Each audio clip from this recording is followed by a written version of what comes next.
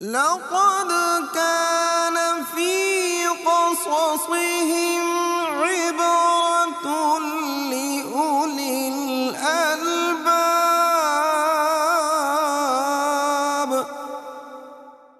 السلام علیکم ورحمۃ اللہ وبرکاتہ نحمدہ ونصلی علی رسولہ الکریم اما بعد فاعوذ باللہ من الشیطان الرجیم بسم اللہ الرحمن الرحیم رب اشرح لی صدری ویسر لی امری واحلل عقدۃ من لسانی یفقہوا قولی واجعل لی وزیرا من اہلی رب زدنی علما۔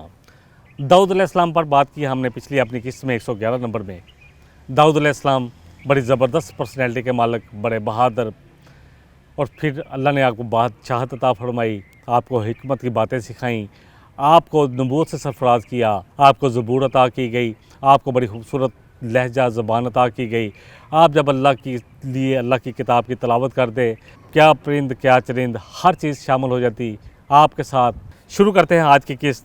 یہاں ایک واقعہ آ رہا ہے جو قرآن میں بیان کیا گیا سورہ صاد میں، کہ دو لڑنے والے شخص دیوار پھلانگ کر، آپ کیونکہ بہت عبادت گزار تھے، اس کا ذکر بھی پچھلی قسط میں ہو چکا کہ بہترین نماز آپ کی قرار دی گئی، آپ سوتے پھر عبادت کرتے، پھر رات کے چھٹے حصے میں سو جاتے۔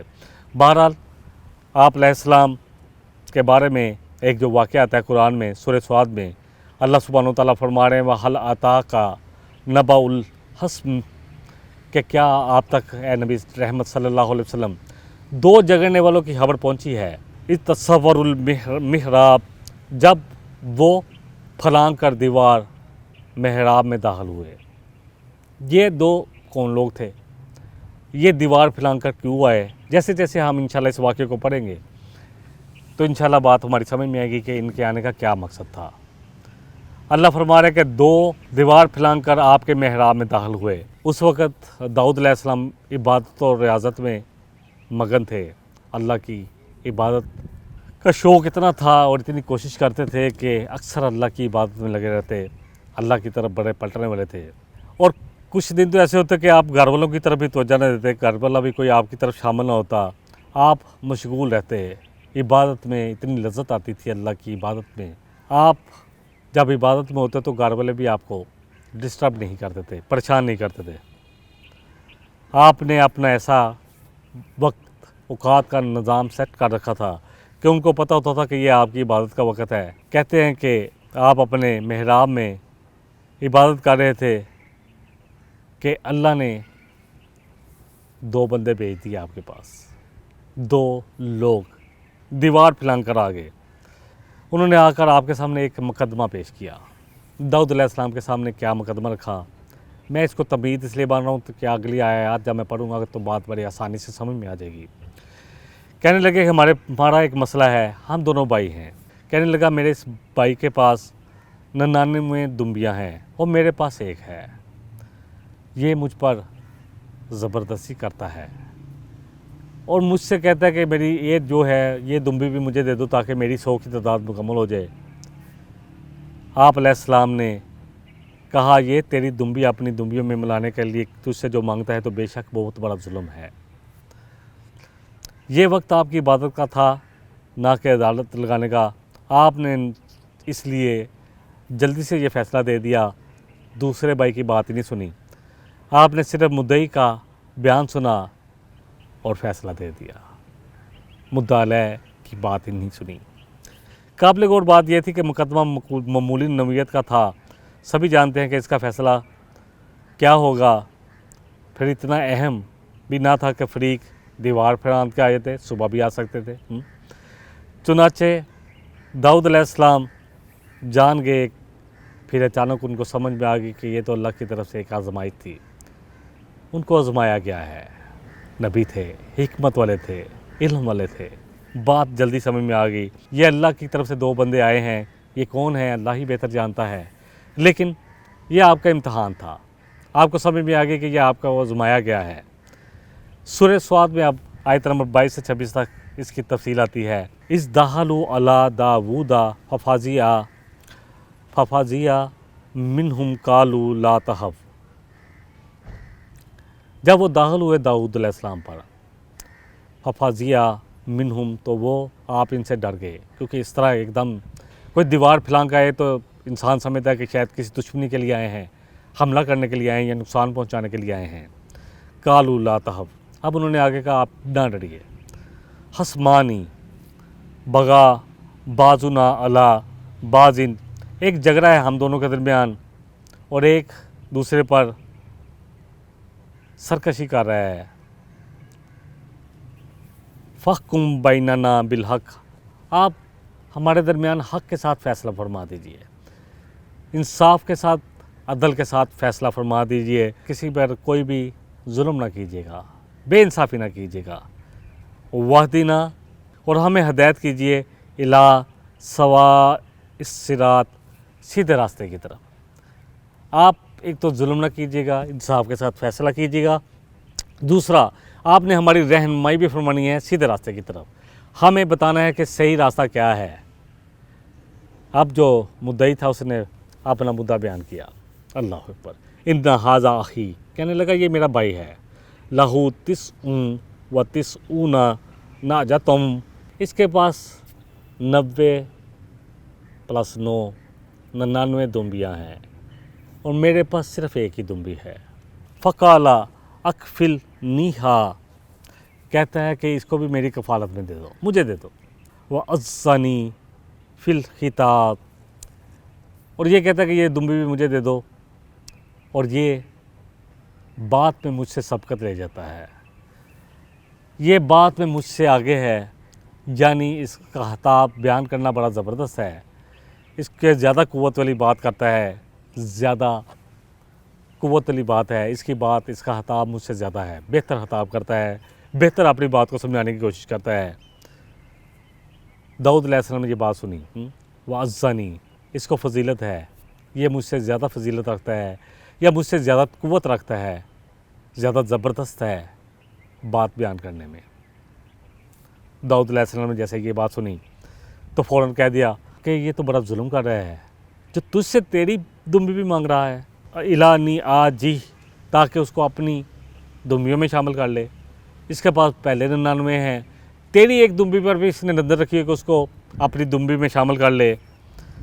پھر آپ نے فرمایا وَإِنَّ كَثِيرًا مِّنَ الْخُلَطَاءِ، اللہ اکبر، کہ اکثر جو قریبی رشتہ دار ہوتے ہیں، خلطاء، جو حلت ملت، جو آپس میں رہنے والے ہوتے ہیں، جو ساتھ ساتھ رہنے والے ہوتے ہیں، لا یبغی بعضهم علی بعض، ان میں سے بعض پر سرکشی کرتے ہیں۔ اللہ اکبر، ساتھ ساتھ رہنے والے ہوتے ہیں، شاید ان کو احساس نہیں رہتا کہ وہ کیا کر رہے ہیں۔ اللہ اکبر۔ نبی رحمت صلی اللہ علیہ وسلم کے پاس ایک شخص آیا، اس نے کہا ہے اللہ کے رسول صلی اللہ علیہ وسلم، میرے کچھ رشتہ دار ہیں، میں ان کے ساتھ بلائی والا معاملہ کرتا ہوں، وہ مجھ سے زیادتی کرتے ہیں، میں جوڑنے کی کوشش کرتا ہوں، وہ مجھ سے توڑتے ہیں۔ آپ نے فرمایا اگر تو اپنے اس دعوے میں سچا ہے تو ان کو راکھ پھنکوا رہا ہے، یعنی تو ان کے ساتھ نیک عمل کرتا رہے، وہ جو کر رہے ہیں اس کا وبال انہی پر آئے گا، تجھے ملے گا۔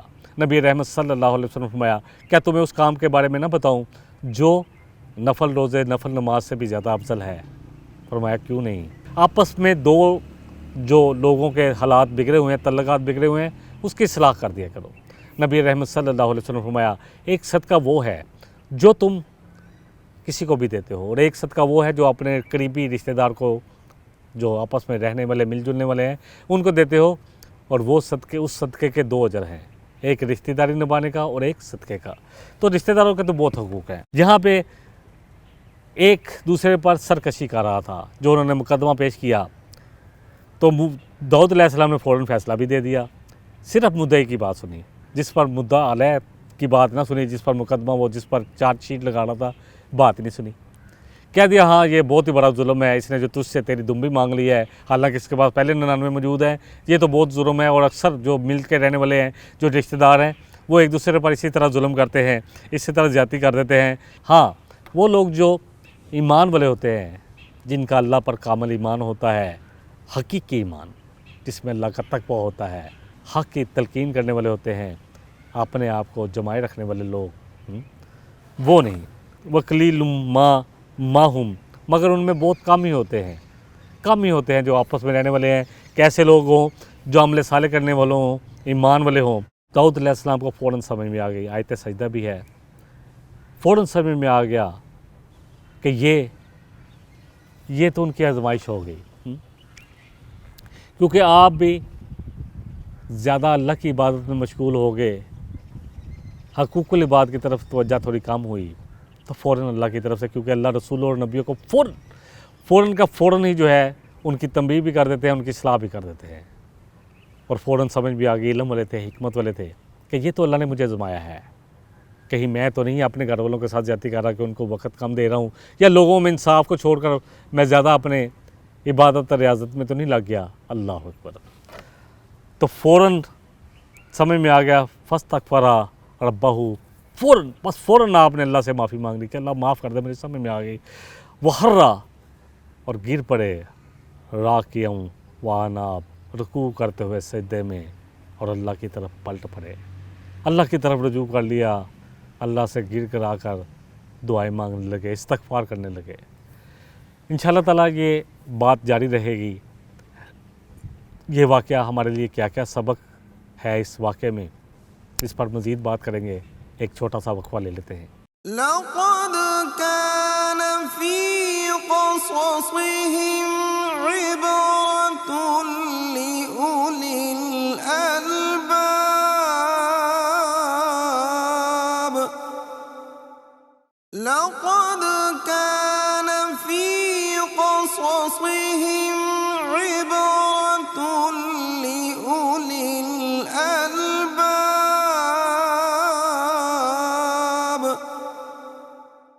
السلام علیکم ورحمۃ اللہ وبرکاتہ۔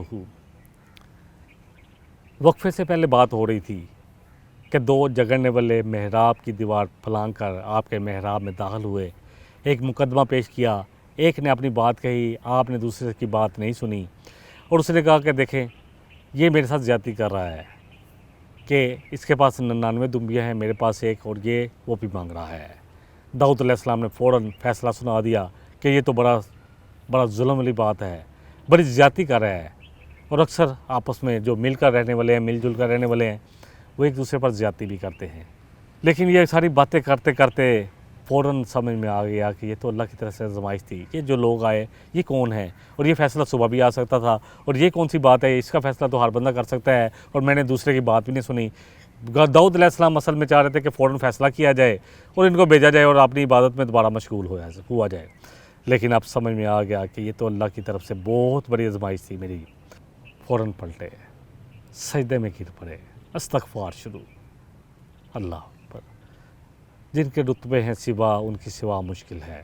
جتنا بڑا رتبہ تھا اتنا بڑا اس کا مطالبہ بھی ہوتا ہے، اتنی بڑی اس کی ڈیمانڈ اور تقاضا بھی ہوتا ہے۔ بہرحال آپ سجدے میں گر پڑے، فغفرنا لہ ذالک، ہم نے بخش دیا اس کو اس فیصلے پر بھی، اور اس کے علاوہ بھی جو وہ کر رہے تھے، یعنی لگے تو اچھے کاموں میں تھے لیکن لوگوں کے درمیان فیصلے نہیں کر پا رہے تھے، حق سے اطراع نہیں ہو رہا تھا، حقوق العباد سے جو کمی ہو رہی تھی کہ اللہ کی عبادت زیادہ ہو رہی تھی، لیکن حقوق العباد بھی اصل میں اللہ اکبر انسان کی عبادت کا حصہ ہے، یہ بھی اللہ کا حکم ہے۔ رہبانیت عیسائیوں نے خود ہی ایجاد کر لی تھی، اللہ نے اس کا حکم نہ دیا تھا۔ اللہ کی راہ میں کوشش کرنا، امر بالمعروف نہی عن المنکر کرنا، اللہ کے دین کو لوگوں تک پہنچانا، اللہ کے دین کو اپنی ذات پر قائم کرنا، اپنے گھر میں قائم کرنا، اور پورے ملک، پورے شہر میں اور پوری دنیا میں قائم کرنے کی اپنی استطاعت کے مطابق کوشش کرنا، اللہ ہم سے یہ چاہتے ہیں۔ ہم جتنے مرضی بھی عبادت کے نئے طریقے نکال لیں، طریقہ وہی اللہ کے ہاں قابل قبول ہے جس میں محمد صلی اللہ علیہ وسلم کی مہر ہوگی۔ نبی رحمت صلی اللہ علیہ وسلم فرمایا کہ تم جتنا مرضی بھی، جو بھی طریقہ تم کر لو، اگر جو بھی عبادت کا طریقہ، جو بھی کام تم کرو، اگر اس پہ میری مہر نہیں ہے تو اللہ کے ہاں مردود ہے، رد کر دیا جائے گا، قبول نہ کیا جائے گا۔ جو کام سنت کے مطابق ہے عبادت کا، وہی قبول کیا جائے گا۔ ذکر کی وہ محفل جو آپ نے، جس طرح آپ کی تھی، قرآن کے تذکرے ہوتے تھے جیسے صحابہ کا تھا، وہی قبول کیا جائے گا۔ اللہ کے لیے چھوڑیں وہ چیزیں جو اللہ کہتے ہیں۔ اب ہجرت کیا ہے کہ اللہ کے لیے وہ تمام چیزیں چھوڑ دیجئے جس سے اللہ نے منع کیا ہے۔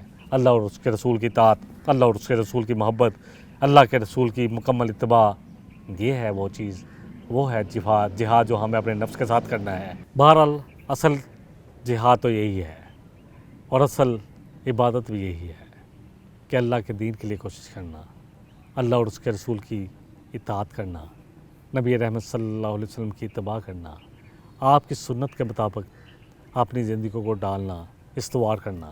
اصل تو یہی ہے، اصل یقین کریں جہاد تو یہی ہے۔ آج کے دور میں یہی کر لیں، یہ بہت بڑا جہاد ہے، بہت بڑا جہاد۔ سورہ سواد کی آیت نمبر 25 ہے، وَغَفَرْنَا لَهُ ذَلِكَ وَإِنَّهُ لَهُ عِندَنَا لَزُلْفَىٰ وَحُسْنَ مآب، بے شک وہ ہمارے قریب، ہمارے نزدیک بڑا قرب والا ہے اور بڑا حسن مآب، اس کے لیے لوٹنے کے لیے بڑی خوبصورت جگہ ہے، یعنی انجام کال کے لحاظ سے بھی اس کا انجام بہت اچھا ہے۔ یا داود انا جعلناک خلیفۃ فی الارض، اے داؤد علیہ السلام، آ گئی وہی بات، اے داؤد علیہ السلام، اللہ فرما رہے ہیں ہم نے تمہیں زمین پر اپنا خلیفہ مقرر کیا ہے۔ کس لیے کیا ہے؟ فَحْكُم بَيْنَ النَّاسِ بِالْحَقِّ، تاکہ تم لوگوں کے درمیان حق کے ساتھ فیصلے کرو۔ عبادت ریاضت تو ٹھیک ہے، لیکن سارا وقت یہی کرتے رہنا، اللہ اکبر، گھر میں محراب میں یہ کام نہیں ہے۔ خلیفۃ الارض، اقتدار جس کے ہاتھ میں ہے، جس کو ذمہ دار بنا دیا گیا، اس کا یہ کام نہیں ہو سکتا کہ وہ لوگوں کو چھوڑ دے، حقوق العباد ادا کرنے بند کر دے اور صرف اپنی عبادت ریاضت میں لگ جائے۔ فَحْكُم بَيْنَ النَّاسِ بِالْحَقِّ، بس لوگوں کے درمیان حق کے ساتھ فیصلہ کرو، وَلَا تَتَّبِعِ الْهَوَىٰ، اور دیکھو اپنی خواہش کی پیروی نہ کرو، فَيُضِلَّكَ عَن سَبِيلِ اللَّهِ، بس وہ تمہیں اللہ کے راستے سے بھٹکا دے گی۔ اللہ فرمانے کہ اے داؤد، اللہ نے تمہیں زمین پر اپنا خلیفہ مقرر کیا ہے، بس لوگوں کے درمیان حق، انصاف، عدل کے ساتھ فیصلے کرو، اور دیکھو اپنی خواہش نفس کی پیروی نہ کرنا، ورنہ وہ تمہاری جو پیروی ہے تمہیں اللہ کے راستے سے بھٹکا دے گی۔ ان الذین یضلون عن سبیل اللہ، بے شک وہ لوگ جو اللہ کے راستوں سے بھٹک جاتے ہیں، جو اللہ کے راستے سے بھٹک جاتے ہیں، لہم عذاب شدید بما نسوا، ان کے لیے بڑا شدید عذاب ہے ان کی اس بھول کی وجہ سے، یوم الحساب، حساب والے دن، یعنی وہ لوگ جو اللہ کے راستے سے بھٹک جاتے ہیں، ایسے لوگوں کے لیے پھر قیامت والے دن، یوم حساب والے دن بڑا سخت عذاب ہے، بڑا سخت حساب ہے۔ ہم ایک چیز یہاں دیکھ رہے ہیں کہ انصاف لوگوں کے درمیان کرنا، عدل کرنا کتنا ضروری ہے۔ جس معاشرے میں عدل نہ ہو، انصاف نہ ہو، وہ معاشرہ جنگل کا نقشہ پیش کرتا ہے، جس کی لاٹھی اس کی بھینس، انصاف خریدا جاتا ہے، ملتا نہیں، جن کے ساتھ زیادتی ہوتی ہے ان کے ساتھ اور زیادتی ہو جاتی ہے، برسوں سے مقدمات عدالتوں میں چلتے ہیں، فیصلے نہیں ہو پاتے۔ انصاف فوراً ہونا چاہیے، اور انصاف، اللہ اکبر، اتنا ضروری ہے۔ نبی رحمت صلی اللہ علیہ وسلم نے فرمایا کہ تم سے پہلے جن قوموں پر تباہی آئی، اس کی سب سے بڑی وجہ یہ تھی کہ حق مل جاتا، جو صاحب حیثیت ہوتے ان کو تو انصاف مل جاتا، یا وہ انصاف لے لیتے، اور جو غریب تھا اس کو انصاف نہ ملتا۔ اور آج جو ہمارا معاشرہ نقشہ پیش کر رہا ہے، اس میں بھی دیکھ لیں انصاف کیسے مل رہا ہے، کن کو مل رہا ہے، کون حاصل کر رہے ہیں، اور کون ہیں جو بیچارے انصاف کے لیے در بدر کی ٹھوکریں کھا رہے ہیں۔ جس معاشرے میں انصاف نہ ہو، یقین جانے انصاف والا معاشرہ ہو، باقی جتنی بھی چیزیں ہیں پھر بھی وہ معاشرہ بچ جاتا ہے جس میں انصاف ہو رہا ہو، اور جس میں انصاف نہ ہو رہا ہو وہ معاشرہ چاہے اپنے آپ کو جتنا مرضی بھی ایمان والا کہلا لے، اللہ کا عذاب آتا ہے، اور عذاب کی بہت ساری صورتیں ہیں۔ انصاف کتنا ضروری ہے، تھوڑی سی آیتیں لے لیتے ہیں۔ سورہ المائدہ کی آیت نمبر 8 ہے۔ سورہ المائدہ کی بہت ساری آیتیں ہیں، میں نے صرف 8 آیتیں جو ہے بیان کرنی ہے کہ عدل کے حوالے سے فیصلے اللہ اور اس کے رسول کی شریعت کے مطابق کیے جائیں۔ اس کے حوالے سے اللہ سبحانہ وتعالیٰ کیا فرما رہے ہیں؟ اللہ فرما رہے ہیں، آیت نمبر 8 ہے سورہ المائدہ کی، یا ایھا الذین آمنوا کونوا قوامین للہ شہداء بالقسط، کہ اے لوگوں اللہ کے لیے کھڑے ہو جاؤ، کھڑے ہو جاؤ، آ جاؤ اللہ کے دین کی طرف، اور کیا کرو، اللہ کے لیے گواہ بانجو انصاف کے، ولا یجرمنکم شنآن قوم علی اللہ تعدلوا، اور دیکھو تمہارا کسی بھی قوم سے دشمنی ہو یا زیادہ تعلق ہو، تمہیں انصاف سے نہ روکے، اعدلوا، انصاف کرو، ہوا اقرب للتقوی، یہ تقوی کے زیادہ قریب تر ہے، وہ تقوی جو تمہیں ہدایت دے گا۔ کیا اللہ فرما رہے ہیں، جیسے سورہ البقرہ ہے، اللہ فرما رہے ہیں ہدی للمتقین، یہ کتاب ہدایت کے لیے بنے گی جو تقوی والے ہیں۔ کون لوگ ہیں جو سچے ہیں؟ جو تقوی والے ہیں۔ کون لوگ ہیں جو جنتوں کے وارث بنیں گے؟ وہ تقوی والے ہیں۔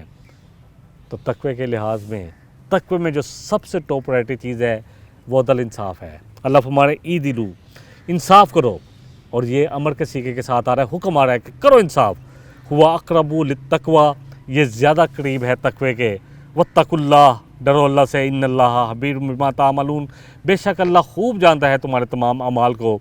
اسی طرح سورہ المائدہ کی آیت نمبر 42 ہے، اللہ فرما رہے ہیں وَإِنْ حَكَمْتَ فَحْكُمْ بَيْنَهُمْ بِالْقِسْطِ، نبی رحمت صلی اللہ علیہ وسلم سے کہا جا رہا ہے کہ اے نبی رحمت صلی اللہ علیہ وسلم، اگر آپ فیصلہ کریں، پس آپ فیصلہ کریں پورے انصاف کے ساتھ، ان اللہ یحب المقسطین، اللہ انصاف کرنے والوں کو پسند کرتا ہے۔ انصاف کرنے والے کل قیامت والے دن اللہ کے سامنے، اللہ کے دائیں ہاتھ پر ہیرے جوہرات کے، اللہ اکبر، ممبروں پر بیٹھے ہوں گے۔ اللہ فرما رہے ہیں، اللہ اکبر، بڑی وعید والی 3 آیتیں ہیں۔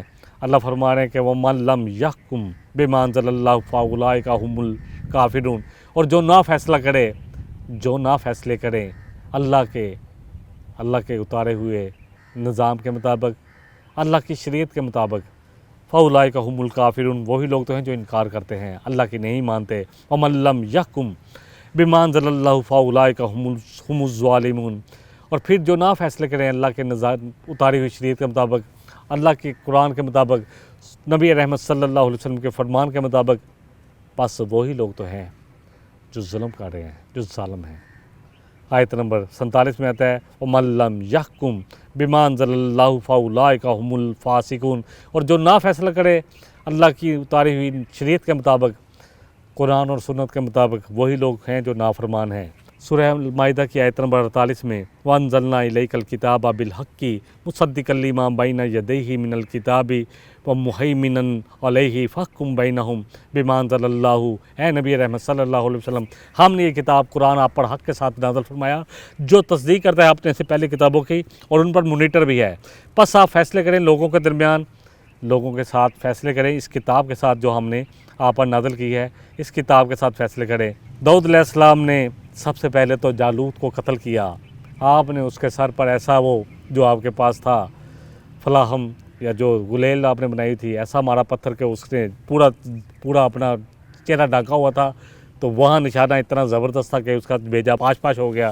اللہ نے آپ کو حکمت عطا کی، نبوت اور بادشاہت عطا فرمائی، جو بڑی زبردست بادشاہ تھی آپ کی، گولڈن ایرا تھا بنی اسرائیل کا، جیسے پہلے بیان ہو چکا آپ نے۔ اور اللہ چاہتے ہیں کہ اس کے ذریعے فساد ختم ہو۔ جہاد فی سبیل اللہ کیا کرتا ہے؟ اللہ فرما رہا ہے وَلَوْلَا دَفْعُ اللَّهِ النَّاسَ بَعْضَهُم بِبَعْضٍ، اگر اللہ بعض کو بعض کے ذریعے دور نہ کرے، بَعْضَهُم بِبَعْضٍ لَفَسَدَتِ الْأَرْضُ وَلَٰكِنَّ اللَّهَ ذُو فَضْلٍ عَلَى الْعَالَمِينَ، لیکن اللہ جو ہے جہان پر رحم کرنے والا ہے۔ جہاد کا مقصد یہ ہونا چاہیے کہ زمین پر امن قائم کیا جائے، زمین پر انصاف اور عدل والا نظام قائم کیا جائے۔ وہ نظام ہمیں جو اللہ نے دیا، وہ نظام جس پر خلافت راشدہ قائم تھی، وہ نظام جس کو اللہ سبحانہ وتعالیٰ نے مدینے میں قائم کر دکھا دیا، وہ نظام جہاں پر عمر فاروق جیسا امیر المومنین جب بیت المقدس کے لیے جاتے ہیں تو جب وہاں پہنچتے ہیں تو غلام جو تھا اونٹ پر سوار تھا، اور آپ نے نکیل پکڑی ہوئی تھی، وہ نظام اللہ فرما رہے ہیں سورہ حج کی آیت نمبر 40 میں الذین اخرجوا من دیارہم بغیر حق الا ان یقولوا ربنا اللہ فرما رہے ہیں کہ وہ لوگ جن کو ان کے گھروں سے صرف اس بات پہ نکالا گیا کہ وہ اللہ کی بات کرتے ہیں، اگر اللہ دور نہ کریں اس کے ذریعے، تو عبادت کا تمام عبادت خانے جہاں اللہ کی عبادت کی جاتی ہے، جہاں اللہ کا ذکر کر دیا جاتا ہے، سب کے سب ختم ہو جائیں، چاہے وہ گرجا گھر ہوں، چاہے وہ بنی اسرائیل کے یعنی یہود کے عبادت گاہیں ہوں یا مساجد ہوں اللہ کی، جہاں اللہ کا ذکر کیا جاتا ہے، اللہ فرما رہے ہیں جو بھی اللہ کی مدد کرے گا وَلَا يَنْصُرُنَّ اللَّهَ مَن يَنْصُرُهُ، جو بھی اللہ کی مدد کرے گا تو اللہ اس کی ضرور مدد کرے گا۔ اللہ کی مدد، اللہ کے دین کی مدد، اللہ کے نظام کو قائم کرنے کی مدد۔ ان اللہ لقوی عزیز، بے شک اللہ زبردست ہے، بڑا قوت والا ہے، بڑا زبردست ہے۔ بہرحال اب مکمل کر لیتے ہیں۔ آپ علیہ السلام 100 سال تک بنی اسرائیل کی رشد و ہدایت میں مصروف رہے۔ داؤد علیہ السلام نے سارے اسرائیل پر سلطنت کی، اور اسرائیل پر آپ کی سلطنت کے جو 40 سال ہیں یہ بنتے ہیں۔ جبرون میں آپ نے 7 برس، یروشلم میں 35 برس آپ نے حکومت کی، تقریباً 42 سال بنتے ہیں۔ آپ کافی عمر رسیدہ ہوئے، بعض جگہ پر آتا ہے کہ 170 سال کی عمر پائی، بعض جگہ پر آتا ہے کہ 100 سال کی عمر پائی، اللہ عالم۔ بہرحال حدیث جو ہے جامع ترمذی کی جو صحیح حدیث ہے اس سے پتہ چلتا ہے کہ آپ کی عمر 100 سال تھی۔ حدیث کا نمبر ہے 3076۔ نبی رحمت صلی اللہ علیہ وسلم نے فرمایا کہ جب اللہ نے آدم کو پیدا کیا تو ان کی پیٹھ پر ہاتھ پھیرا اور ان کی ساری اولاد کو ان کے سامنے اپنے سامنے کھڑا کر دیا۔ لستو بربکم قالوا بلا، جو عہد الست آتا ہے۔ ساری روحیں باہر آ گئیں جنہیں قیامت تک کے لیے پیدا ہونا تھا۔ پھر آپ نے ان میں سے ہر انسان کی آنکھوں کے بیچ میں نور کی ایک چمک رکھ دی، یعنی اللہ سبحانہ وتعالیٰ نے ہر انسان کے لیے اس کی آنکھوں میں نور کی ایک چمک رکھ دی۔ آدم علیہ السلام کے سامنے پیش کیا۔ آدم علیہ السلام نے کہا میرے رب یہ کون ہے؟ اللہ نے کہا تمہاری اولاد۔ پھر آدم علیہ السلام نے ایک شخص کو دیکھا جس کی آنکھوں کے درمیان انہیں چمک بڑی زبردست نظر آئی۔ انہوں نے پوچھا ہے میرے رب یہ کون؟ فرمایا یہ میرا بندہ داؤد علیہ السلام ہے، آخری امتوں میں سے ایک فرد ہے تو داؤد علیہ السلام ہے۔ انہوں نے کہا میرے رب اس کی عمر کتنی رکھی ہے؟ فرمایا کہ 60 سال۔ تو انہوں نے کہا کہ میری عمر سے 40 سال لے کر اس میں اضافہ کر دیا جائے۔ اور پھر جب آدم علیہ السلام کی موت کا وقت آیا، مدت پوری، تو ملک الموت ان کے پاس آئے تو انہوں نے کہا کہ کیا ابھی میری عمر میں سے 40 سال باقی نہیں ہے؟ تو ملک الموت نے کہا نہیں، آپ نے اپنے 40 سال داؤد علیہ السلام کو دے دیے تھے۔ چنانچہ وہ داؤد علیہ السلام کو ان کی عمر بھی لگی، اللہ عالم۔ بہرحال داؤد علیہ السلام بڑی زبردست پرسنالٹی، بڑی زبردست رشد و ہدایت والی پرسنالٹی، اللہ کے بندوں کے درمیان انصاف کرنے والے، اللہ کے عبادت گزار، اللہ سے بڑے ڈرنے والے، اللہ کی طرف رجوع کرنے والے تھے۔ اللہ تعالی ہم سب کو بھی نبی اور رسولوں کی سیرت کو پڑھ کر ان کے مطابق اپنی زندگیوں کو ڈالنے کی توفیق عطا فرمائے تاکہ ہم اپنی زندگیوں کو انہی کے مطابق استوار کر سکیں۔ وآخر دعوانا ان الحمدللہ رب العالمین۔ سبحانک اللہم و بحمدک اشہد ان لا الہ الا انت استغفرک و اتوب الیک۔ والسلام علیکم ورحمۃ اللہ وبرکاتہ۔ لقد كان في قصصهم